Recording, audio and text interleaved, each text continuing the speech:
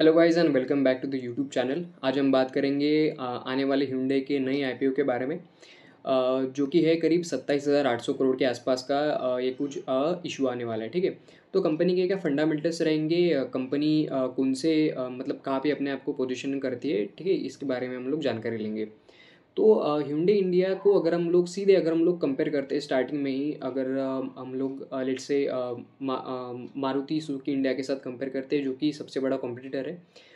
तीन सबसे बड़े कॉम्पिटिटर है, दो सबसे बड़े कॉम्पिटिटर है hyundai इंडिया के। सबसे पहला जो है वो है मारुति सुजुकी, और दूसरा है टाटा मोटर्स। ठीक है, टाटा मोटर्स का जो अभी फ़िलहाल जो पी चल रहा है, पी रेशो, ठीक है, वो चल रहा है 10-11 के आसपास। और जो मारुति सुजुकी का जो पी रेशो चल रहा है वो 27 के आसपास चल रहा है, 27-28 के आसपास। ओके, और hyundai भी इसी पी अपने 27 के आसपास के पी रेशो को यहाँ पे मेंटेन करके चल रहा है अपनी इशू प्राइस के साथ। ठीक है, तो यहाँ पे अगेन हम लोग कंपनी के प्रोडक्ट लाइन को अगर हम लोग देखें तो इनके पास बहुत सारे प्रोडक्ट्स है, जैसे कि i10, i20, देन उसके बाद क्रेटा, और भी बहुत सारे प्रोडक्ट है। ठीक है, सबसे बड़ी इसमें जो एक आप मान के चलो कि एक मे बी थोड़ी सी वीकनेस ये नज़र आती है कि ये थोड़े से पीछे चल रहे हैं। ठीक है, अगर हम लोग ईवी सेगमेंट की अगर हम लोग बात करें तो ईवी में जो इनका जो मार्केट शेयर है वो अभी फ़िलहाल 1.1% के आसपास है। ठीक है, जैसा कि आप यहाँ पे अभी स्क्रीन पे देख रहे होंगे,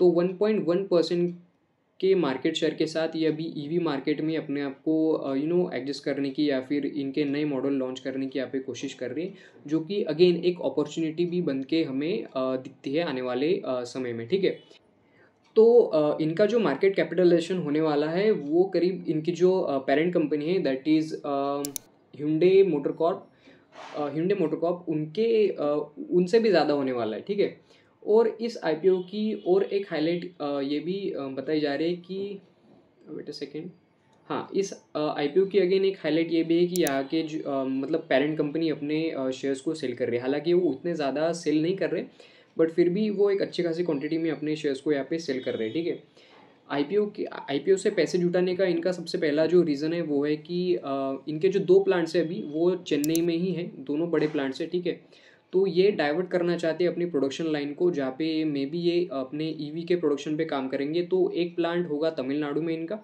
ठीक है, और जो दूसरा इनका जो प्लांट होगा वो होगा पुणे के तड़ेगांव में। ठीक है, जहाँ पे ये मे बी आने वाले 1 या 2 साल में 6,000 करोड़ के आसपास की इन्वेस्टमेंट करने वाले। ठीक है, दूसरा तीसरा ये सबसे बड़ा रीज़न है आईपीओ का कि इनका जो डेट है वो उसको पे ऑफ करने के लिए ये अ, इस आईपीओ से फंडिंग जुटा रहे हैं। ठीक है, तो पी रेशो जो होने वाला है वो होने वाला है 27 के आसपास का। ठीक है, जो कि इनकी जो पेरेंट कंपनी Hyundai की, Hyundai मोटर कंपनी, उसका जो पी रेशो है वो है 5। ठीक है, मतलब 5 के पी रेशो पे वो भी ट्रेड कर रहे हैं। ठीक है, जो Hyundai इंडिया का जो कंट्रीब्यूट है उनके ग्लोबल रेवेन्यू में वो है 6.5%। ठीक है, और जो इनकी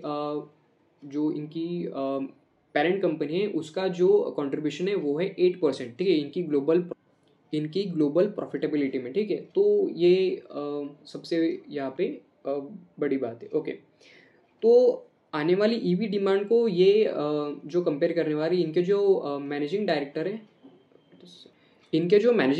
है, उनका नाम है उनसू किम, सॉरी। तो इन्होंने बोला है कि आने वाले ईवी मार्केट के लिए ये करीब 32,000 करोड़ का कॉर्पस यहाँ पे इन्वेस्ट करने वाले ओवर द नेक्स्ट डिकेड।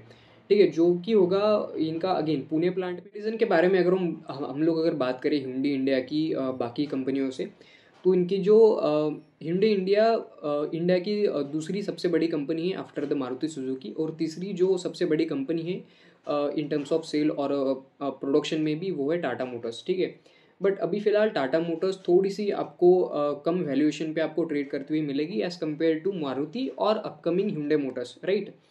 तो टाटा मोटर्स का जो ईवी मार्केट में जो शेयर है अभी फ़िलहाल वो आप स्क्रीन पे देख रहे होंगे।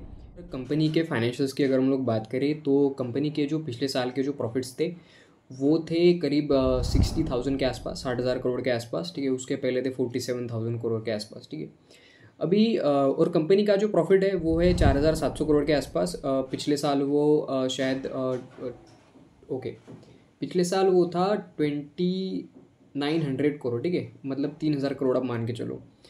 तो अगर इस प्रॉफिट को या फिर इस रेवेन्यू को अगर आप कंपेयर करोगे मारुति के साथ, तो मारुति का जो पिछले साल का जो रेवेन्यू था वो था 1,41,850 करोड़ के आसपास, और जो उनका प्रॉफिट था पिछले साल का वो था 13,500 करोड़ के आसपास का। ठीक है, तो ये इतना बड़ा डिफरेंस है जहाँ पे आप मान के चलो कि रेवेन्यू में ही आपको करीब 2.5 गुना ज़्यादा आपको रेवेन्यू मिलेगा मारुति सुजुकी में, जो इसका सबसे बड़ा कॉम्पिटिटर है। और सबसे बड़ी बात कि मारुति सुजुकी ने अपने ईवी व्हीकल्स लॉन्च किए। मारुति के पास एक अच्छी खासी मात्रा में अपने सीएनजी व्हीकल्स भी है, जिसकी सेल्स मारुति में बहुत ज़्यादा होती है, जो कि hyundai के पास बहुत कमी है। ठीक है, अभी इसमें सबसे बड़ी अपॉर्चुनिटी जो मुझे दिखती है वो ये है कि एक तो इन्होंने अभी तक अपने इलेक्ट्रॉनिक व्हीकल्स यहाँ पे मार्केट में इन्होंने लॉन्च नहीं किए। वो अगर ये करते हैं और उसको अगर अच्छा रिस्पॉन्स अगर मिलता है हमारे लोगों से, तो एक अच्छी अपॉर्चुनिटी इनके पास है, अपने रेवेन्यू में बहुत ज़्यादा कंट्रीब्यूट कर सकते हैं ईवी व्हीकल्स के थ्रू। ठीक है, दूसरी सबसे बड़ी अपॉर्चुनिटी ये है कि इनके पास अफोर्डेबल लाइन ऑफ व्हीकल्स है, जो कि डायरेक्ट कंपेयर करते हैं मारुति सुजुकी के साथ। ठीक है, मतलब इनके पास अफोर्डेबिलिटी भी है, इनके पास ड्यूरेबिलिटी है, जो मारुति के पास थोड़ी सी मे बी मिसिंग है। और मैं जो मैं डेटा पॉइंट से बोल रहा हूँ, मैं कस्टमर रिस्पॉन्स जो है इंटरनेट पे अवेलेबल, मैं उसके अकॉर्डिंग यहाँ पे बात कर रहा हूँ। ठीक है, का सबसे बड़ा वीकनेस है, वीकनेस इसका एक ही पॉइंट है, जो उसकी अपॉर्चुनिटी है वही इसका वीकनेस है, जहाँ पे इनके पास सिर्फ 1% का मार्केट शेयर है ई व्हीकल्स में। ठीक है, तो ये मे भी हो सकता है आने वाले टाइम में ये इसमें इम्प्रूवमेंट करेंगे डेफिनेटली। ठीक है, कंक्लूजन ये बनता है कि आपको मारुति के शेयर्स खरीदने चाहिए जो सेम वैल्यूएशन पे ऑलरेडी स्टॉक मार्केट में ट्रेड हो रहे हैं, या फिर आपको आईपीओ में अप्लाई करनी चाहिए। सबसे पहली बात तो यहाँ पे आपको कोई भी लिस्टिंग गेन नहीं मिलेगा। ठीक है, और इसका सबसे बड़ा रीज़न ये है कि आप कोई भी इतना बड़ा आईपीओ का आप एग्जांपल ले लो, चाहे वो रिलायंस पावर का हो, चाहे वो पिछले साल मतलब 2022 में जो आईपीओ आया था सबसे बड़ा, वो था LIC का। ठीक है, तो आप LIC का आईपीओ करीब 23,000 करोड़ के आसपास का था। तो आप LIC का अगर आप एग्जांपल लोगे तो आपको थोड़ा सा और बेटर समझ में आएगा कि मैं क्या बोल रहा हूँ। ठीक है, जितने भी बड़े आईपीओज होते हैं उनकी हाइप तो होती है, बट उनको जो GMP होता है, ग्रे मार्केट प्रीमियम, वो इतना ज़्यादा नहीं मिलता, और उनकी जो लिस्टिंग होती है वो भी उसी तरीके से होती है। तो मे भी हो सकता है कि आप लोग को 5% या 10% के आसपास का एक निग्लिजिबल आपको प्रीमियम आपको देखने को मिलेगा लिस्टिंग के दिन। ठीक है, तो लिस्टिंग गेन के लिए अगर आप इसको अप्लाई कर रहे हो तो मत करो। ठीक है, दूसरी सबसे बड़ी बात, अगर आप एक लॉन्ग टर्म व्यू इसमें रखते हो, जैसे कि आपका बाकी ऑटो कंपनी में मे भी होगा, चाहे वो मारुति में हो, चाहे वो टाटा मोटर्स में हो, तो आप इसमें इन्वेस्ट कर सकते हो। ठीक है, लॉन्ग टर्म व्यू मतलब मेरा मतलब है करीब आप मान के चलो 2, 3 या 5 साल के आपके व्यू के अकॉर्डिंग आप इसमें इन्वेस्ट करना। ठीक है, जो कि आपको इस प्राइस पे अगर मान लो आईपीओ अलर्ट होता है, तो हो सकता है कि आपको 1 साल बाद इस प्राइस पे आपको शेयर्स ना मिली hyundai के। ठीक है, तीसरा सबसे बड़ा रीज़न ये है कि क्या आप एक सबसे बड़ा कंपटीटर मानते हो, क्योंकि इसकी जो एक सब्सिडरी कंपनी है वो है किया मोटर्स। देखोगे तो उन्होंने 2 या 3 व्हीकल्स लॉन्च किए थे इंडियन मार्केट में, जो कि अच्छी खासी उनको रिस्पॉन्स मिला था एज़ पर इंटरनेट। ठीक है, तो वो भी हो सकता है कि इनके रेवेन्यू में थोड़ा बहुत कंट्रीब्यूट यहाँ पे करेगा, जो कि जो रिलेटेड पार्टी ट्रांजेक्शन है उसका स्क्रीनशॉट मैं यहाँ पे आपको दे रहा हूँ, वो आप देख लेना एक बार कि किया मोटर्स मतलब क्या रेवेन्यू आता है इनका और क्या सब आता है। ओके, तो ये था मेरा कंक्लूजन, जहाँ पे आप लिस्टिंग गेन के लिए अगर आप अप्लाई करना चाहते हो मत करो। ठीक है, दूसरी बात, अगर आप एक लॉन्ग टर्म व्यू रखते हो, लॉन्ग टर्म व्यू आपका 6 महीने का नहीं होना चाहिए। 6 महीने में मे भी हो सकता है कि आपको और 20% या 30% के डिस्काउंट पे ये स्टॉक आपको ट्रेड होता हुआ दिखे, अगर मार्केट में करेक्शन रहा तो अगले कुछ महीनों तक।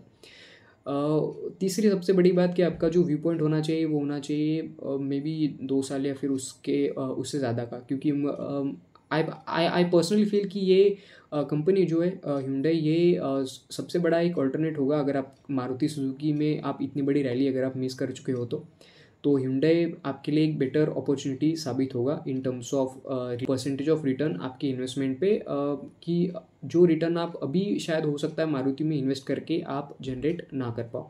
ठीक है, तो आज की वीडियो में बस इतना ही। अगर आपको वीडियो पसंद आए तो वीडियो को लाइक करो और चैनल को सब्सक्राइब करो। Thank you so much for watching.